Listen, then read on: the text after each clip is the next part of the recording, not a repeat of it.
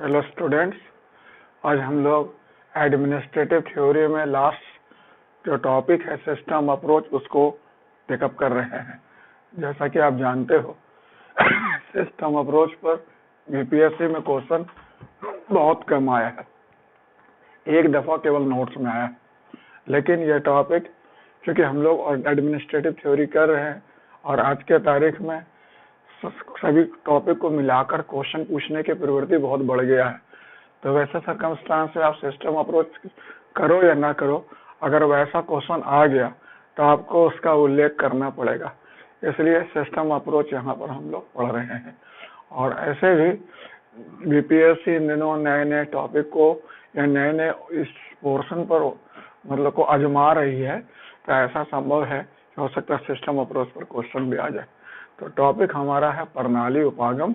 इस पर हम लोग दो तरीका से देखेंगे, प्रणाली उपागम कहते हैं किसको है, और फिर जरा इससे रिलेटेड जो क्वेश्चंस बनते हैं, जैसे आमतौर पर कुछ पब्लिक एडमिनिस्ट्रेशन जो थ्योरीज है उसमें कुछ कॉम्बिनेशन बनता है। जैसे वैज्ञानिक प्रमाण सिद्धांत पढ़ते हो तो उसका मानव संबंध सिद्धांत के साथ सीधा संबंध बनता है। उसी प्रकार जब शास्त्रीय सिद्धांत पढ़ते हो तो उसका प्रणाली उपागम के साथ बड़ा सीधा संबंध बनता है। तो उस हिसाब से जैसे हेनरी फ्यूएल और टेलर का क्वेश्चन बड़ी कंपैरिजन वाला बीपीएससी में कई दफा आया है, समझ रहे। पिछले दिनों आपने देखा शास्त्रीय सिद्धांत और मानव संबंध सिद्धांत के बीच क्वेश्चन आया था। वैसे तो कंपैरिजन करने नहीं आया था, क्वेश्चन था कि इन दोनों सिद्धांतों का उद्देश्य क्या है, दक्षता और मितव्ययता प्राप्त करना। तो ये मैं उसी चीज को यहाँ बतलाने की कोशिश किया हूँ कि बीपीएससी के सिलेबस में 6 सिद्धांत पढ़ना है: वैज्ञानिक प्रमाण सिद्धांत, प्रशासनिक सिद्धांत, आदर्श नौकरशाही सिद्धांत, मानव संबंध सिद्धांत, व्यवहारवादी विचारधारा और प्रणाली उपागम। और यूपीएससी के बच्चे लोग एक टॉपिक और पढ़ते हैं जिसको हम लोग कहते हैं कंटीजेंसी थ्योरी, समझे ना। तो इतने टॉपिक पढ़ने हैं। और ये सब थ्योरी में जितने थ्योरी आप पढ़ते हो सब में किसी खास पक्ष पर बल दिया गया है। जैसे वैज्ञानिक प्रमाण सिद्धांत में तकनीक पक्ष पर बल दिया गया है, प्रशासनिक सिद्धांत में सिद्धांत यानी प्रिंसिपल्स पक्ष पर बल दिया गया है, फिर नौकरशाही सिद्धांत में आदर्श प्रतिमान जो नौकरशाही उस पर बल दिया गया है, मानव संबंध सिद्धांत में खासतौर पर अनौपचारिक संगठन पर ज्यादा बल दिया गया है, व्यक्ति पर बल दिया गया है, व्यवहारवादी विचारधारा में प्रशासनिक व्यवहार जैसे निर्णय नेतृत्व ये सब टॉपिक पर बल दिया गया है, प्रणाली उपागम में सब पर यानी टोटल में प्रणाली पर विचार किया गया है। तो ये जितने भी थ्योरी है सबका थ्रस्ट एरिया अलग अलग है, सबके हो सकते समय भी अलग हो, सबका ओरिएंटेशन भी अलग हो, लेकिन सब थ्योरी का उद्देश्य क्या है, दक्षता है, मितव्ययता है। और प्रणाली उपागम के आगमन के बाद प्रभावकारिता भी होता है, क्योंकि जब हम पर्यावरण को खुला मानेंगे तो पर्यावरण पर प्रभाव करेंगे तो विचार करेंगे तो प्रभावकारिता भी सम्मिलित हो जाता है। तो जितने भी एडमिनिस्ट्रेटिव थ्योरी है सबका एक उद्देश्य एक ही है, दक्षता प्राप्त करना, मितव्ययता प्राप्त करना और कुछ मायने में प्रभावकारिता प्राप्त करना। 3 E's जिसको कहते हैं, उसी को केंद्र बिंदु पर रखकर पिछले बार बीपीएससी में क्वेश्चन भी आया था कि सभी प्रशासनिक सिद्धांतों का उद्देश्य क्या है, दक्षता और मितव्ययता प्राप्त करना। दक्षता का मतलब क्या होता है, कार्यकुशलता। कार्यकुशलता का मतलब क्या होता है कि आपके पास जो लागत लग रहे हैं और जो आपको प्राप्ति हो रहा है, तो लागत के परिप्रेक्ष्य में लाभ हमेशा अधिक हो, तो उसको हम लोग दक्षता कहते हैं। और मितव्ययता का मतलब क्या हुआ, जो संसाधन होते हैं हमेशा जो आवश्यकता होता है उसके परिप्रेक्ष्य में कम रहते हैं, तो उनका ढंग से इस्तेमाल करना, कार्यकुशल इस्तेमाल करना मितव्ययता कहलाता है। और प्रभावकारिता का मतलब क्या हुआ, वह जो पर्यावरण पर कुछ अपना उपस्थिति दर्ज कराए, प्रभावकारिता, उसको इफेक्टिवनेस कहते हैं। तो प्रणाली उपागम तो खैर इसमें तो कोई कंफ्यूजन नहीं है कि प्रणाली उपागम जो है पर्यावरण पर बहुत ज्यादा थ्रस्ट करता है। बाकी लोग जो है वो सब मतलब क्या है, आधे अधूरे में है। जैसा कि हम लोग सिस्टम मतलब जब सिस्टम अप्रोच डेवलप हुआ तो सिस्टम अप्रोच के हिसाब से हम लोगों ने या सिस्टम के आधार पर ये बोलो कि जितने थ्योरी उसको 2 वर्गों में बांट दिया, एक को close theory, close model theory, एक को ओपन मॉडल थ्योरी। तो क्लोज मॉडल थ्योरी में किसको रख दिया, पहला 3 सिद्धांत को रख दिया, वैज्ञानिक प्रमाण सिद्धांत, नौकरशाही सिद्धांत और प्रशासनिक सिद्धांत को। और फिर ओपन सिस्टम में रख दिया प्रणाली उपागम, मानव संबंध सिद्धांत और मानव संबंध से व्यवहारवादी उपागम को। तो इनको हम ओपन कह दिया। जिसको क्लोज किया उसका चूंकि पर्यावरण से कोई ताल्लुकात नहीं होता है, तो उसका नाम रखा यूनिवर्सल डिजाइन थ्योरी, सार्वभौमिक रचना सिद्धांत। और जो पर्यावरण को मानता है कि इफेक्टिव है खुली प्रणाली, तो वो उसको क्या रखा, situational design theory, universal design theory, situational design theory, पारस्परिक रचना सिद्धांत। तो यहाँ पर जो बड़ा इंपॉर्टेंट चीज होता है कि शुरू मानव संबंध सिद्धांत, व्यवहारवादी सिद्धांत या वह विचारधारा, प्रणाली उपागम, ये सब खुले प्रणाली के तरफ अभिमुख है। और प्रणाली उपागम में तो खुलकर इस पर वर्कआउट भी कर दिया गया। और जबकि मानव इसमें नौकरशाही सिद्धांत हुआ, वैज्ञानिक प्रबंध सिद्धांत हुआ, प्रशासनिक सिद्धांत हुआ, इसमें पर्यावरण पक्ष पर बिल्कुल विचार नहीं किया गया है, अर्थात पर्यावरण को क्लोज माना गया या प्रणाली को क्लोज माना गया। तो ये भी एक तरीका है जिससे आप इसको समझ सकते हो। कल जैसा कि मैं आपको बतला रहा था, जब मानव संबंध सिद्धांत पढ़ा रहा था, तो मैं आपको बताया था कि नहीं कि संगठन में कर्मचारी जो होता है, संगठन के अंदर और संगठन के बाहर दोनों परिस्थितियों से प्रभावित होता है। तो संगठन के अंदर वाला तो कोई दिक्कत वाली बात नहीं है, ये जो संगठन के बाहर बोल रहे इसका मतलब क्या हुआ, आप पर्यावरणीय पक्ष पर विचार कर रहे हो। तो इस प्रकार तो मानव संबंध सिद्धांत में, व्यवहारवादी सिद्धांत में भी थोड़ा बहुत पर्यावरण पक्ष पर विचार हुआ, खुलकर नहीं हुआ। और खुलकर विचार हुआ है किस पर, प्रणाली उपागम पे। तो जितने भी सिद्धांत डेवलप किए गए हैं सबके अप्रोच अलग है, सबके जैसे आप देखते हैं जितने धर्म है सबके मकसद क्या एक ही है कि नहीं। जितने भी धर्म है, हिंदू, मुस्लिम, सिख, ईसाई और भी यहूदी, जिसको आप रख लो, सबका अप्रोच अलग है, सबका तौर तरीका अलग है, लेकिन मकसद तो सबका एक ही है ना, है कि नहीं, व्यवस्था से जोड़ना, समझ रहे हैं, जीवन चक्र और मतलब जन्म मृत्यु के चक्र से बाहर निकालना, मोक्ष प्राप्ति करना, ये सब सबका दर्शन लगभग एक ही तरह का है।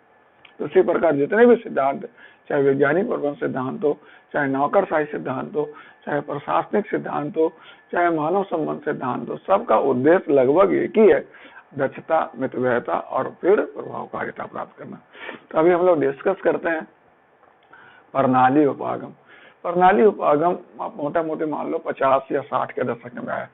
इसके पहले बहुत सारे संगठन के सिद्धांत डेवलप हो चुके थे, जैसे मानव संबंध सिद्धांत, उसके पहले ले लो नौकरशाही सिद्धांत, फिर प्रशासनिक सिद्धांत, फिर वैज्ञानिक प्रबंध सिद्धांत, फिर व्यवहारवादी विचारधारा को भी ले सकते हो। और ये सभी सिद्धांत जो है कोई गलत सिद्धांत नहीं है, सब सही सिद्धांत है और सभी संगठन के किसी एक खास पक्ष का अध्ययन करते हैं।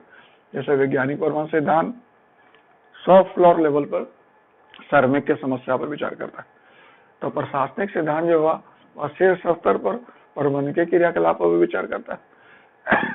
तो मानव संबंध सिद्धांत हुआ तो संगठन में मानवीय पक्ष और अनौपचारिक संगठन पर विचार करता है। तो प्रशासनिक सिद्धांत जो हुआ वह संरचनात्मक पक्ष पर विचार करता है। तो फिर व्यवहारवादी पक्ष सिद्धांत हुआ जो वास्तविक व्यवहारिक पक्ष पर विचार करता है। यानी जितने सिद्धांत है सब सही है, लेकिन इनमें से कोई भी सिद्धांत पूर्ण नहीं है। क्यों? क्योंकि सभी घटक एक दूसरे से जुड़ा हुआ है। संरचना से कार्य जुड़ा हुआ है, कार्य से मतलब कह सकते हो मानव जुड़े हुए हैं, मानव से व्यवहार जुड़ा हुआ है, व्यवहार से पर्यावरण जुड़ा हुआ है। तो सब जब तक आप इन टोटलिटी में अध्ययन नहीं करेंगे तब तक संगठन का संपूर्ण अध्ययन नहीं हो सकता है।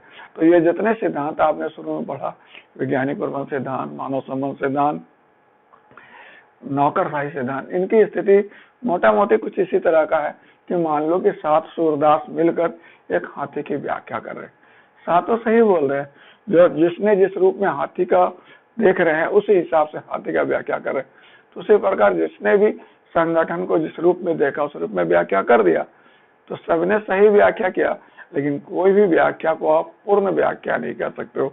समझते, इन सब के तुलना में प्रणाली उपागम संगठन का पहला सिद्धांत आप कह सकते हैं, जिसको क्या कह सकते हैं, पूर्ण सिद्धांत है।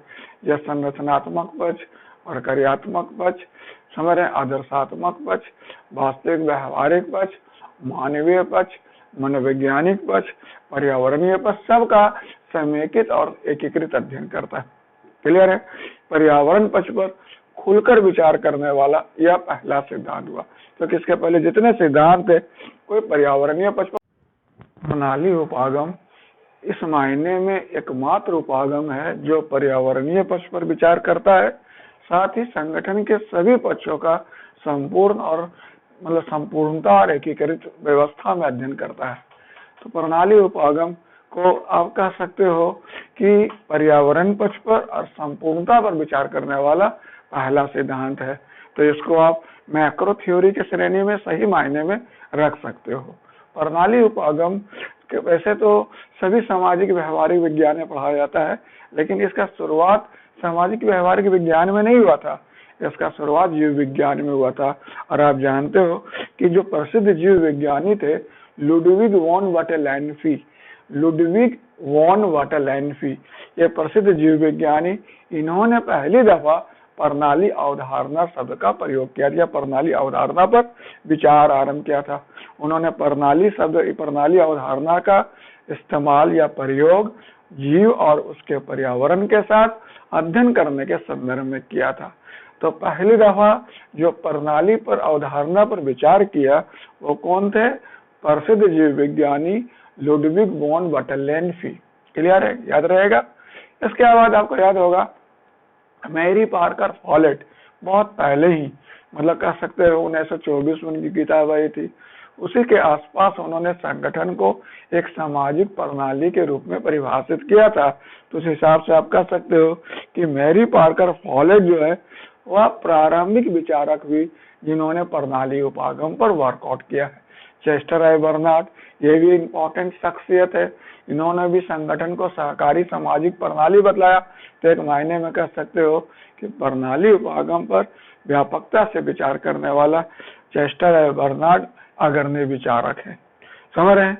तो प्रणाली उपागम पर पहले भी छिटपुट प्रयास होते रहे, लेकिन महत्वपूर्ण वर्कआउट किसके द्वारा किया गया है? साइमन और मार्च के द्वारा किया गया है। साइमन और मार्च, साइमन को आप कह सकते हो प्रणाली उपागम का जनक कह सकते हो या महत्वपूर्ण विचारक कह सकते हो, कि उन्होंने साइमन और मार्च ने मिलकर जो अपना निर्णय प्रतिमान जो है, निर्णय प्रतिमान को प्रणाली उपागम पर ही विकसित किया है। तो इस हिसाब से आप देखते हो कि प्रणाली उपागम में सबसे महत्वपूर्ण और सबसे असाधारण स्थान कौन रखते हैं? हर्बर्ट साइमन रखते हैं और मार्च रखते हैं। देखते नॉर्बर्ट वीनर का नाम भी यहाँ पर उल्लेखनीय है कि नॉर्बर्ट वीनर ने प्रणाली को साइबरनेटिक्स संदर्भ में क्या किया है? परिभाषित किया है। साइबरनेटिक्स क्या होता है?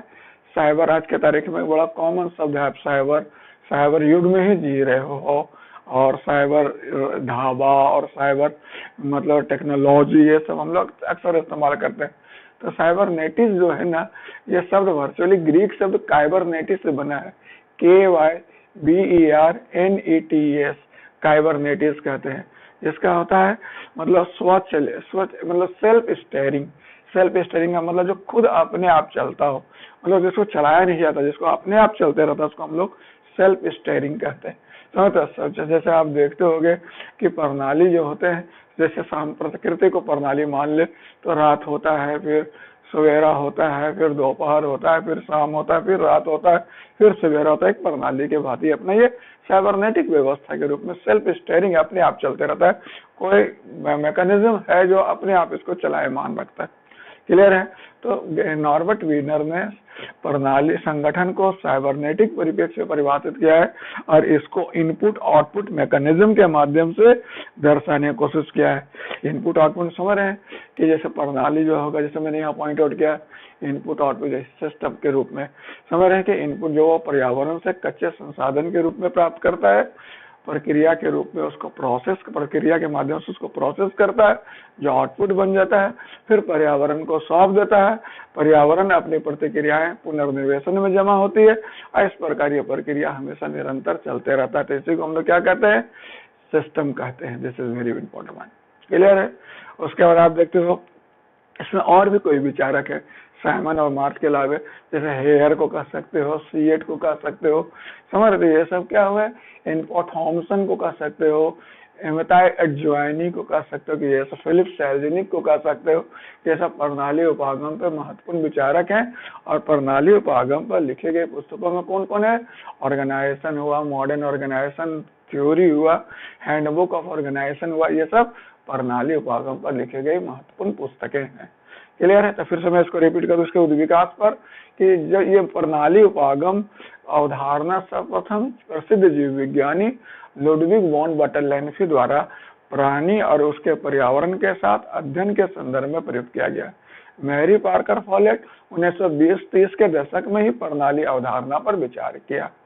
फिर आप देखते हो, फिर चेस्टर बर्नार्ड को आप कह सकते हो प्रथम मतलब पूर्ण विकसित या पूर्ण कह सकते हो प्रणालीवादी विचारक, जिन्होंने संगठन को सामाजिक सहकारी सामाजिक प्रणाली के रूप में परिभाषित किया। फिर मैंने बताया नॉर्बर्ट वीनर जो हुए, उन्होंने प्रणाली को संदर्भ में साइबरनेटिक अवधारणा दिया और संगठन को इनपुट आउटपुट प्रोसेस मैकेनिज्म द्वारा परिभाषित किया। हर्बर्ट साइमन को कहा जाता है प्रणाली उपागम का सबसे महत्वपूर्ण विचारक। साइमन और मार्क्स इसके जनक इस मायने में माने जा सकते हैं।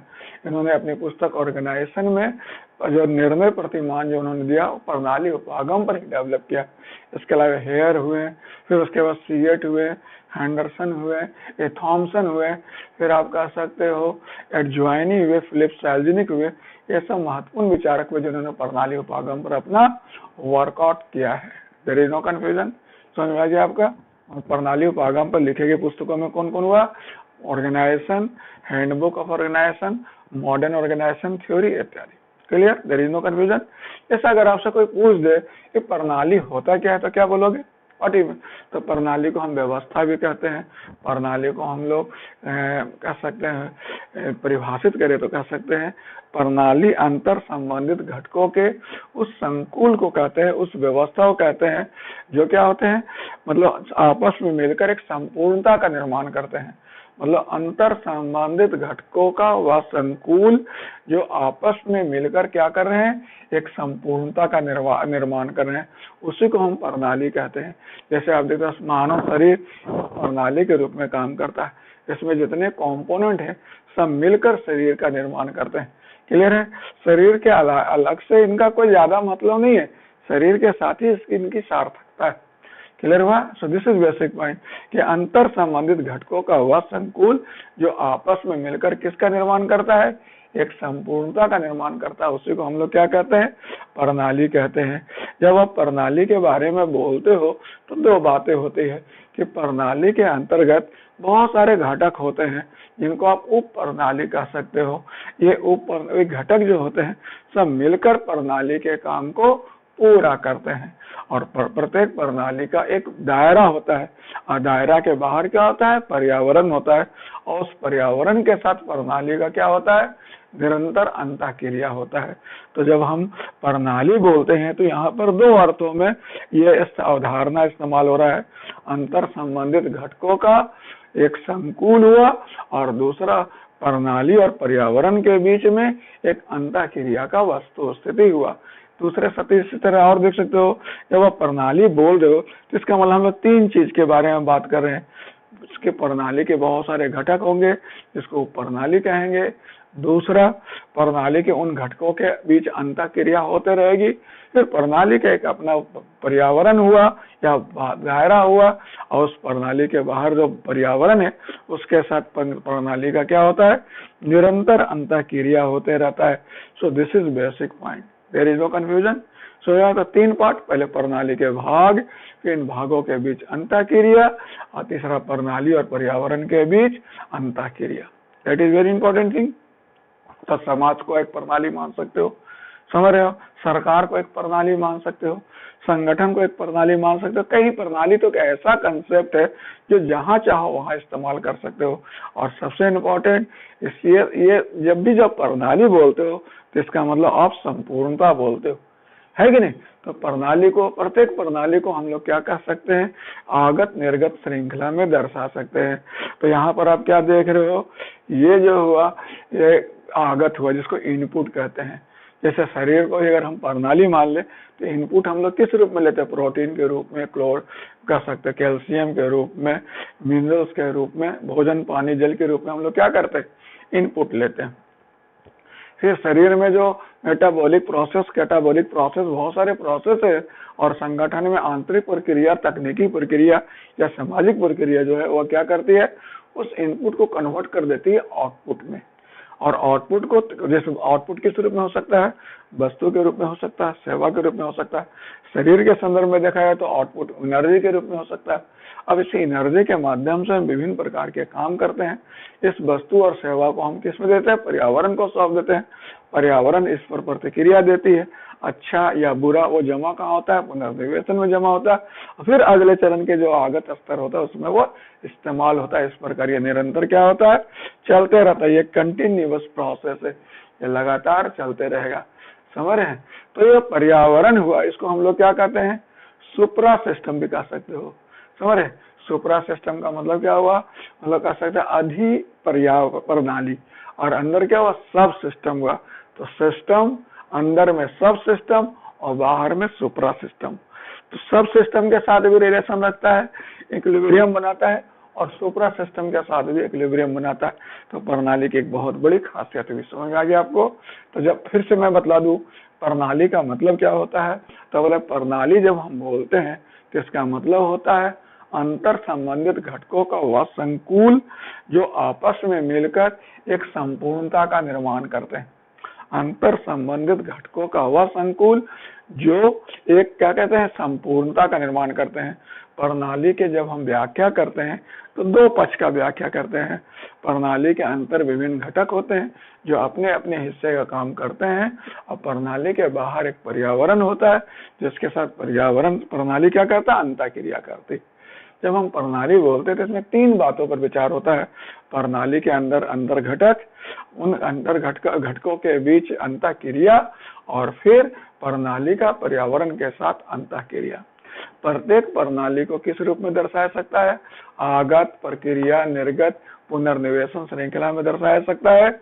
आगत स्तर पर वह कच्चा संसाधन प्राप्त करता है, जैसे आंतरिक प्रक्रिया द्वारा, तकनीकी प्रक्रिया द्वारा, सामाजिक प्रक्रिया द्वारा निर्गत में बदल देता है, और फिर पर्यावरण को सौंप देता है। पर्यावरण की प्रतिक्रियाएं फीडबैक में जमा होती है, फिर वह अगले चरण के नियागत प्रक्रिया में। इस प्रकार यह प्रोसेस हमेशा चलते रहता है। There is no confusion.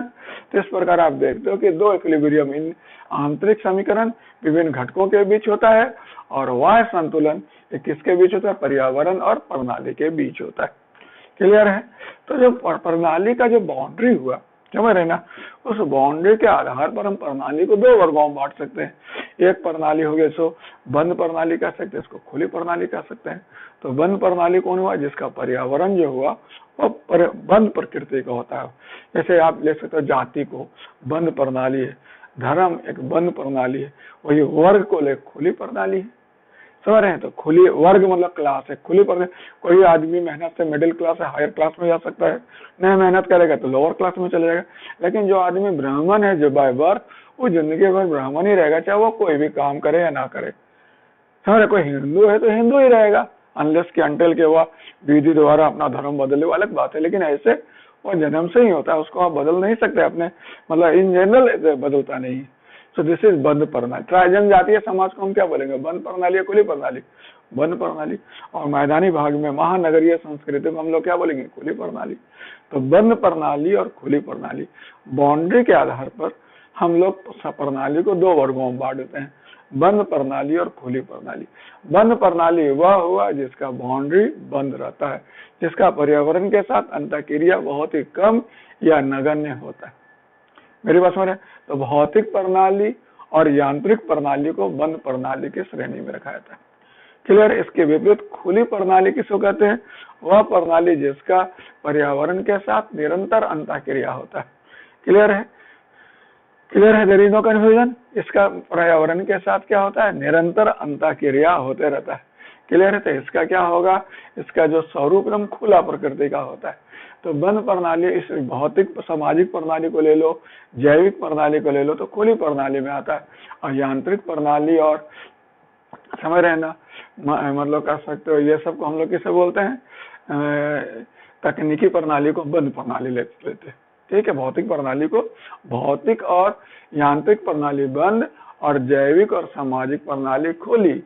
बंद प्रणाली का पर्यावरण फिक्स होता है, खुली प्रणाली का पर्यावरण ओपन होता है।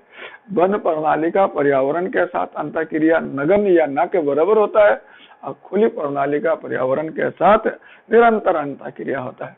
बंद प्रणाली में एक खास प्रवृत्ति देखी जाती है कि धीरे धीरे ये किधर की तरफ बढ़ता जाता है, अव्यवस्था, आपनाश और विखंडन की तरफ बढ़ते जाएगा।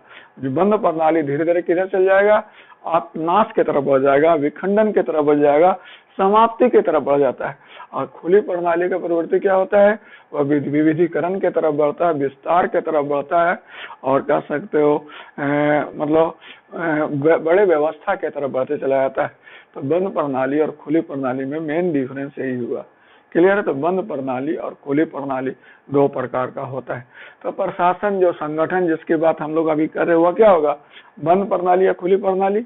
इन जनरल तो खुली प्रणाली होता है, लेकिन अब जैसे चाइना को ले लो तो चाइना बंद प्रणाली की खुली प्रणाली है, तो कुछ मायने में बंद प्रणाली है। अमेरिका का ले लो तो खुली प्रणाली है, भारत खुली प्रणाली। तो नॉर्थ कोरिया पूरी तरह बंद प्रणाली, अंदर क्या होता है कोई नहीं जानता। साउथ कोरिया खुली प्रणाली है।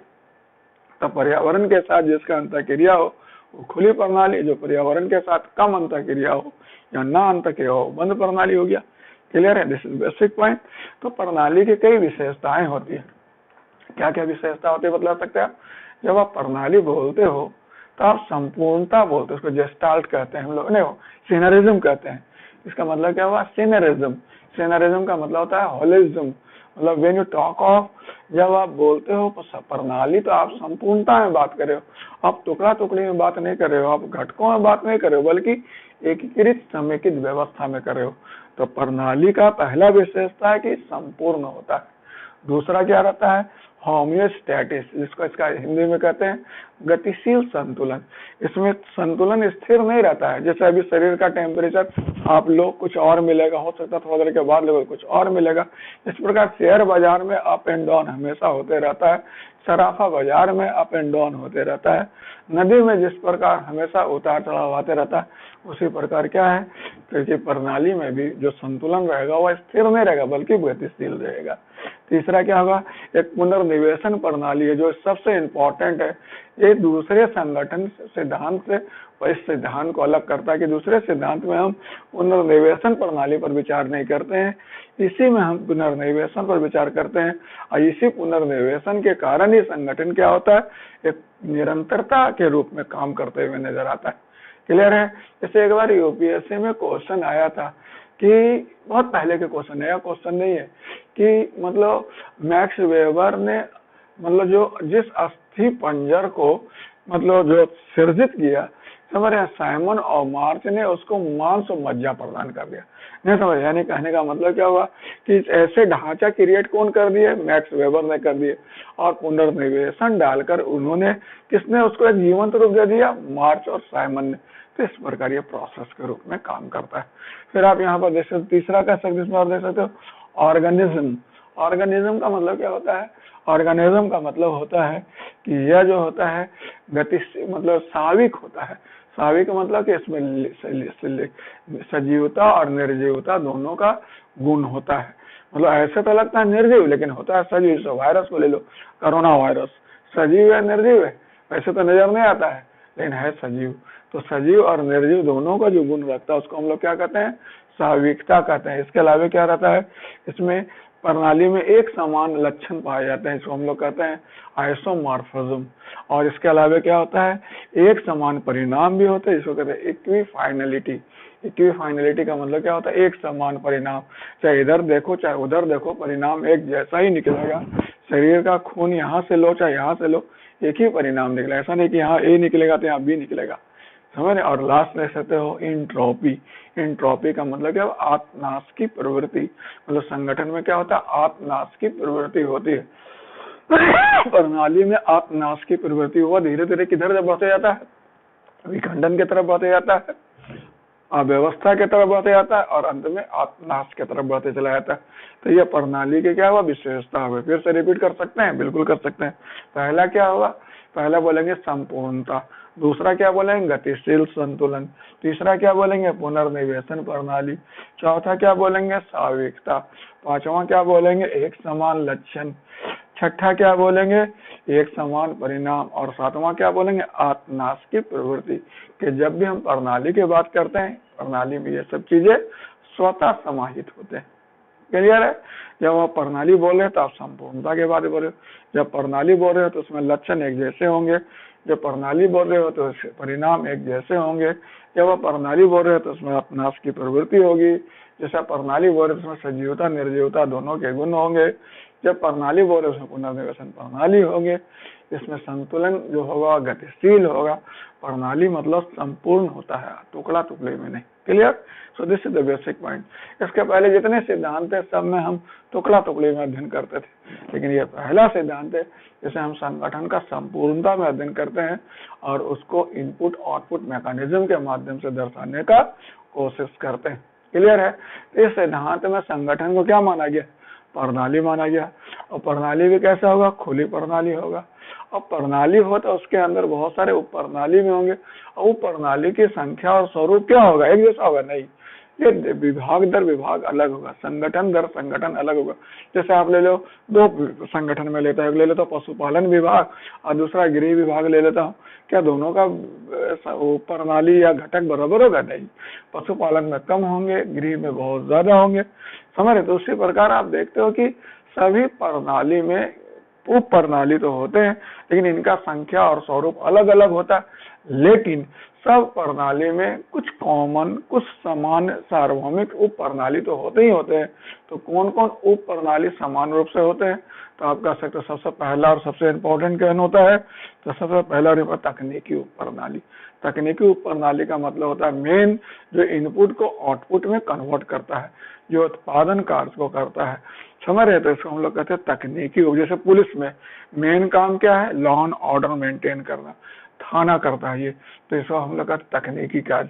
फिर कहते हैं सहयोगी उप प्रणाली, वह जो सहयोग देता है कच्चे संसाधन प्राप्त करने में, विज्ञापन देने में, विपणन करने में, तो इसको हम लोग क्या बोलते हैं? सहयोगी उप प्रणाली। तीसरा व्यवस्थापन उप प्रणाली, जिसको मेंटेनेंस सब सिस्टम कहते हैं।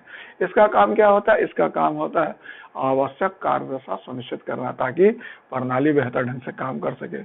चौथा क्या होता है? अनुकूली उप प्रणाली। इसका काम क्या होता है? पर्यावरण के साथ संगठन को तालमेल बैठाने में क्या करता है? मदद करता है। फिर सामाजिक मनोवैज्ञानिक उप प्रणाली क्या करता है? संगठन में व्यक्तियों को, कर्मचारियों को सामाजिक मनोवैज्ञानिक रूप से एकजुट रखता है। फिर क्या हो? जैसे लेबर यूनियन वगैरह। फिर स्ट्रक्चरल सब सिस्टम यानी संरचनात्मक उप प्रणाली। इसमें क्या हुआ? जो ऊपर से नीचे तक जो सत्ता का औपचारिक संबंध होगा उसको हम लोग क्या कहेंगे? संरचनात्मक उप प्रणाली। लेकिन सबसे इंपॉर्टेंट और सबसे सिग्निफिकेंट कौन होता है? प्रबंधकीय उप प्रणाली, जो सबको एकजुट करता है, सबका इस्तेमाल करता है और जो संगठन का प्रणाली के रूप में उद्देश्य उसकी प्राप्ति सुनिश्चित करता है, उसको मैनेजमेंट सब सिस्टम कहते हैं, प्रबंधकीय उप प्रणाली कहते हैं। तो कौन कौन मैंने बताया? पहले वाला तकनीकी उप प्रणाली जो मेन लागत को निर्गत को दर्शाएगा। दूसरा हुआ सहयोगी उप प्रणाली जो विपणन विज्ञापन जैसे सहयोगी कार्य को करता है। तीसरा व्यवस्थापन उप प्रणाली जो आवश्यक कार्यदशा बनाए रखता है। चौथा अनुकूली उप प्रणाली जो पर्यावरण के साथ तालमेल बैठाने में मदद करता है। सामाजिक मनोवैज्ञानिक उप प्रणाली जो मतलब सामाजिक मनोवैज्ञानिक रूप से लोगों को एकजुट रखता है, साविक एकता बनाए रखता है। फिर का सब संरचनात्मक उप प्रणाली जो सत्ता का औपचारिक संबंधों को परिभाषित करता है। और सबसे इम्पोर्टेंट कौन हुआ? प्रबंधकीय उप प्रणाली जो सबको एकजुट करके संगठन का जो निर्दिष्ट लक्ष्य उसकी प्राप्ति सुनिश्चित करता है। क्लियर है? जैसे कैबिनेट को ले लो, वो प्रबंधकीय उप प्रणाली हो गया। राज्य मुख्यमंत्री कार्यालय हो गया, चाहे मंत्री परिषद हो गया, वो हो गया प्रबंधकीय उप प्रणाली जो सबको एकजुट करके काम सुनिश्चित करता है। तो ये सब प्रबंधकीय उप समझ आ गया आपको? तो यहाँ पर साइमन जैसे आपने देखा कि प्रणाली उपागम में संगठन को हम लोग किस रूप में देख रहे हैं? एक प्रणाली के रूप में रख रहे हैं और उसका संपूर्णता में अध्ययन करते हैं, उसका समेकित स्वरूप में अध्ययन करते हैं, उसका पर्यावरण के साथ अंतःक्रिया दर्शाते हुए अध्ययन करते हैं। एक इसमें नाम आएगा सी वेस्ट चर्चमैन। इन्होंने भी प्रणाली उपागम पर बहुत अच्छा योगदान दिया। सी वेस्ट चर्चमैन और इनकी पुस्तक आई थी द सिस्टम अप्रोच। इसमें उन्होंने प्रणाली के कुछ विशेषताओं को, कुछ महत्वपूर्ण घटक को चिन्हित किया है जो प्रणाली में महत्वपूर्ण होता है। जो पहला क्या हो गया? प्रणाली का उद्देश्य। जो बड़ा इंपॉर्टेंट, जिसके लिए प्रणाली क्या होता है, काम कर रहा होता है। दूसरा, प्रणाली का पर्यावरण जो क्या है, बाधा के रूप में काम करता है। तीसरा, प्रणाली के संसाधन जो निष्पादन में प्रयुक्त होता है। चौथा, क्या, प्रणाली के घटक जो कह सकते हो, जिनका अपने अपने हिस्से का काम होता है और सब अपने मिलकर काम करते हैं। और लास्ट, प्रणाली का प्रबंधन जो सबको एकजुट करता है, जो निर्णय लेता है, नेतृत्व करता है, सबको आगे बढ़ाता है। तो पहला हुआ उद्देश्य, दूसरा हुआ संसाधन, दूसरा हुआ पर्यावरण, तीसरा हुआ संसाधन, चौथा हुआ घटक और पांचवा प्रबंध। ये सब मिलकर, ये सब these are important configuration in system approach. Clear है?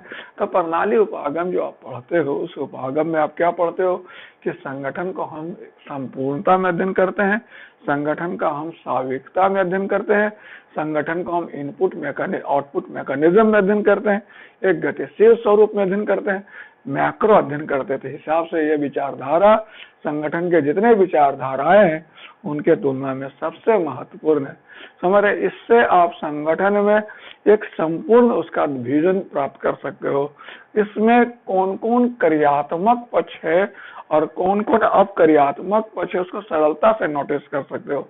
What are functional aspect and what are dysfunctional aspect, और फिर उसको उसी हिसाब से क्या कर सकते हो, न्यूट्रलाइज कर सकते हो, मैनेज कर सकते हो, उस हिसाब से मैनिपुलेट कर सकते हो। पर्यावरण पर पहली तरह व्यापकता से विचार करने वाला पहला उपागम हुआ।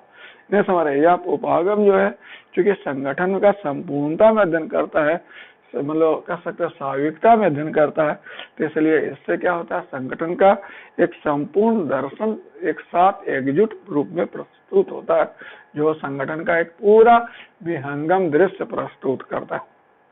क्लियर?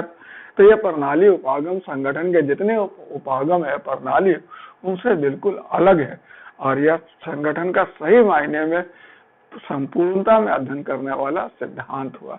लेकिन आप जानते हो कि संगठन के जितने सिद्धांत हैं, सबके अपने अपने कुछ परिसीमाएं हैं। तो इसके भी कुछ परिसीमाएं हैं। तो इसके क्या क्या परिसीमा है? सबसे पहला परिसीमा है इसका कि बड़ा मतलब बहुत अस्पष्ट टाइप का लगता है और अति सार गर्भित लगता है, मतलब कुछ ज्यादा ओवर कंसेप्चुअलाइज लगता है और बहुत वेग टाइप का लगता है।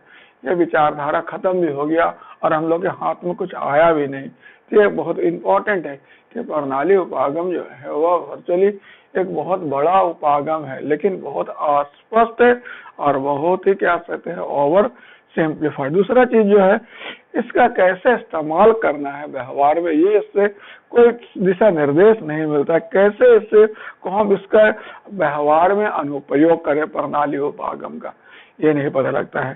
तीसरा जो है कि यह जो संगठन के विश्लेषण का, संगठन का व्याख्या का कोई ठोस मतलब कैसे तकनीक प्रदान नहीं करता है। और चौथा क्या है, इसका विशेषता परिसीमा है कि प्रणाली के बीच भी अंतर होता है, पर्यावरण के बीच भी अंतर होता है, अंतःक्रिया का भी अध्ययन होता है। ये सबको एक जैसा ही व्याख्या कर रखा है। जबकि आप देखोगे कि पुलिस और प्रशासन के बीच जो, पुलिस और जनता के बीच जो अंतःक्रिया का स्वरूप होगा, शिक्षा विभाग और जनता के बीच अंतःक्रिया का स्वरूप से अलग होगा, क्योंकि दोनों में जो तौर तरीके कार्य व्यवहार के बिल्कुल अलग है। तो ये उनमें भेद नहीं करता है। तो क्या क्या हुआ, पहला लिमिटेशन क्या हुआ, बहुत वेग है, बहुत अस्पष्ट है। दूसरा, कैसे इस्तेमाल करना है उसके बारे में कोई पता नहीं लगता। तीसरा, जो कोई ठोस मतलब संगठन के विश्लेषण का कोई ठोस तकनीक या अवधारणा प्रदान नहीं करता।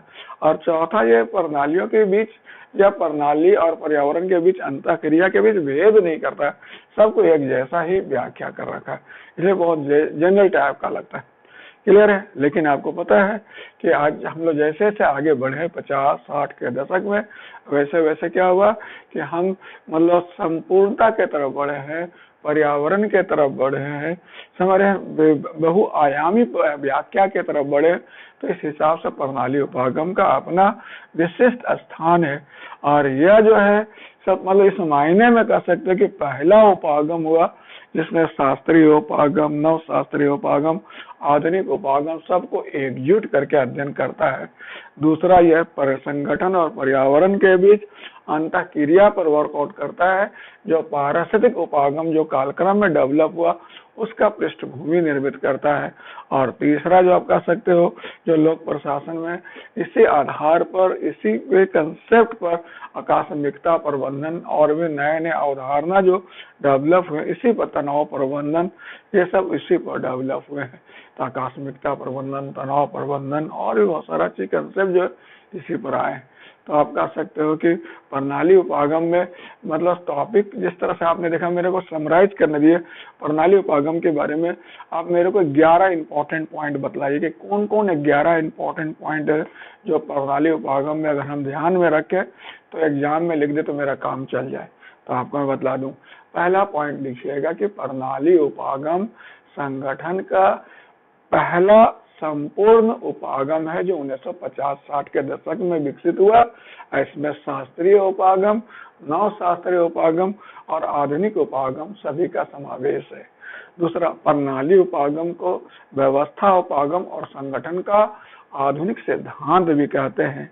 तीसरा, इसके जनक साइमन और मार्च हैं, लेकिन इसके पहले मैरी पार्कर फोलेट, बर्नार्ड, फिर कह सकते हो हेयर, सियट जैसे विचारकों ने भी इसमें महत्वपूर्ण योगदान दिया है। यह सिद्धांत पहला सिद्धांत है जो पर्यावरणीय पक्ष पर और संगठन का संपूर्णता में अध्ययन करता है। प्रणाली अंतर संबंधित घटकों के उस संकुल को कहते हैं जो आपस में मिलकर एक संपूर्णता का निर्माण करते हैं। प्रणाली के 3 घटक होते हैं। प्रणाली के उप घटक, उन घटकों के बीच अंतःक्रिया, फिर प्रणाली का पर्यावरण के साथ अंतःक्रिया। फिर प्रणाली को हम आगत, प्रक्रिया, निर्गत श्रृंखला में दर्शा कर भी व्याख्या कर सकते हैं।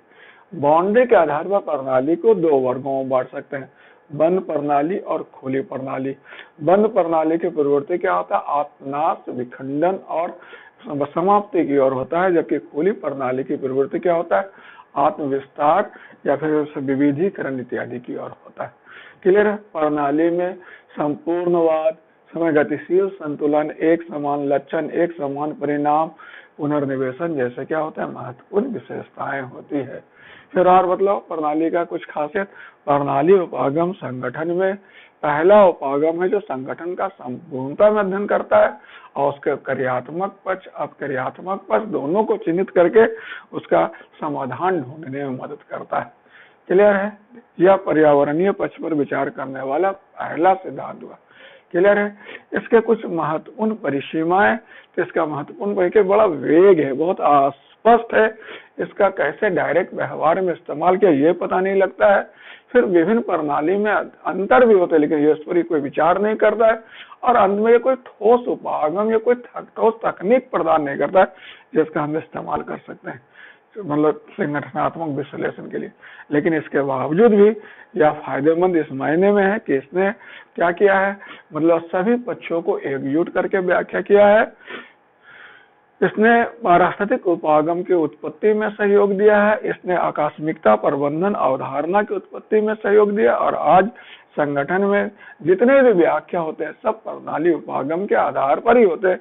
तो उस हिसाब से आप कह सकते हैं कि प्रणाली उपागम एक निरंतर परिक्रम हो गया, एक अस्थायी विशेषता हो गया, और इसका प्रशासनिक व्यवहार हुआ, निर्णय हुआ, नेतृत्व हुआ, संचार हुआ, कोई भी चीज प्रणाली उपागम के माध्यम से उसको हम सरलता से और सहजता से व्याख्या कर सकते हैं। तो इस हिसाब से इसका महत्व बहुत ज्यादा है। क्लियर है? अब रही बात बीपीएससी में पूछे गए क्वेश्चन के परिप्रेक्ष्य में, तो मैंने आपको बोला बीपीएससी में एक दफा ही केवल नोट्स के रूप में आया है और अभी तक कभी आया नहीं। मैं क्या उम्मीद कर रहा हूँ, मैं उम्मीद करता हूँ कि हो सकता है आपको एक बार यूपीएससी में आया था, हो सकता है बीपीएससी में उसको रिपीट कर सकता है कि संगठन के शास्त्रीय सिद्धांत और प्रणाली उपागम दोनों के बीच अंतर स्पष्ट करें, दोनों के बीच समानता मतलब, क्योंकि दोनों संगठन के सिद्धांत हैं, दोनों जो है दक्षता मितव्ययता के प्राप्ति के लिए है, दोनों कह सकते हैं औपचारिक संगठन पर विचार किए हैं, दोनों आर्थिक मानव अवधारणा पर विचार किए हैं, दोनों जो है आप कह सकते हो निष्पादन पर विचार किए हैं, दक्षता पर विचार किए हैं, दोनों कह सकते हैं आप कि वर्चुअली जो है पद सोपान वगैरह व्यवस्था पर विचार किया, लेकिन दोनों के बीच महत्वपूर्ण अंतर है। एक जो है संगठन को बंद प्रणाली मानते हैं, एक संगठन को खुली प्रणाली मानते हैं, एक संगठन के संरचना को स्थैतिक मानते हैं, एक संगठन के स्वरूप को गतिशील मानते हैं, एक व्यक्ति का नकारात्मक अर्थ में परिभाषित करते हैं, दूसरा व्यक्ति का सकारात्मक अर्थ में परिभाषित करते हैं, एक केवल औपचारिक आयाम पर विचार करता है जबकि दूसरा सभी आयामों पर विचार करता है। एक जो है मतलब किस पर फोकस करता है, कठोर पद सोपानिकृत संरचना पर फोकस करता है, तो दूसरा जो है लोचल सहभागितापूर्ण संरचना पर फोकस करता है। एक जो है केवल आर्थिक परिप्रेक्ष्य में ही प्रेरण की व्याख्या करता है, जबकि दूसरा जो है सभी सामाजिक, मनोवैज्ञानिक, आर्थिक सभी पक्ष को प्रेरण में शामिल कर लेता है। एक मानता है कि संगठनात्मक व्यवस्था ऊपर से थोपा गया है, दूसरा मानता है कि संगठनात्मक व्यवस्था पारिस्थितिक प्रक्रिया का उपज है। एक संगठन का दक्षता बढ़ाने के लिए ठोस उपाय बतलाता है और एक केवल संगठन का संपूर्णता में व्याख्या करता है। एक जो है निश्चयात्मक है, दूसरा संभावनापूर्ण है। एक जो होता है एकल घटकीय व्याख्या करता है और दूसरा बहुल घटकीय व्याख्या करता है, दोनों में अंतर है। तो अगर क्वेश्चन आता है कि क्लासिकल थ्योरी और सिस्टम थ्योरी के बीच समानता असमानता लिखें, तो जो चीज जैसे शास्त्रीय सिद्धांत के मैक्सिमम चीज प्रणाली उपागम में, फिर उसमें नव शास्त्रीय के भी है, फिर आधुनिक के भी है, तो उस हिसाब से शास्त्रीय सिद्धांत जिन जिन चीजों को रखा है उसको ये खारिज नहीं करता है बल्कि उसमें सप्लीमेंट करता है। तो जो चीज को रखा वही समानता हो गया और जो चीज जो जवड़ा है वो क्या हो गया, उसका अंतर हो गया। तो वही चीज यहाँ बतलाने का कोशिश करना है। तो ये क्वेश्चन एग्जाम में आ सकता है कि संगठन के शास्त्रीय सिद्धांत और प्रणाली उपागम के बीच अंतर स्पष्ट करे, क्योंकि एक दफा यूपीएससी में क्वेश्चन आया था और चूंकि यूपीएससी नया नया प्रयोग धर्मिता कर रहा है, कुछ नया नया टॉपिक इंट्रोड्यूस करने के पक्ष में, तो उसमें ये क्वेश्चन पूछा जा सकता है, इसलिए आपको चाहिए उसको देख लेना। ओके, तो आप ऐसा करो, इसी को लिखने की कोशिश करो। समझ रहे हैं, संगठन के शास्त्रीय सिद्धांत मैंने बढ़ा चुके हैं, प्रणाली उपागम बढ़ा दिया, फिर दोनों के बीच समानता समानता क्या हो सकता है उसको वर्कआउट करो। समानता तो आप देखो दोनों औपचारिक संरचना, दोनों आर्थिक प्रणाली, दोनों मितव्ययता दक्षता, दोनों जो है समग्र पद सोपान, दोनों जो सिद्धांत सब पर वर्कआउट करते हैं, लेकिन अंतर ज्यादा है कि ये बंद है, ये खुला है, ये नकारात्मक है, सकारात्मक है, ये कठोर, ये लोचल है, ये एक पक्षीय है, बहुपक्षीय है, वगैरह वगैरह करके बतलाओ। तो इसको थोड़ा वर्कआउट करिए, पढ़ाई लिखाई कीजिए और मेरे नोट्स को क्लास को सुनिए और उसके बाद लिखने की कोशिश करिए। और कोई दिक्कत हो तो आप मेरे को कांटेक्ट कीजिए। Okay, all the best, enjoy. Okay.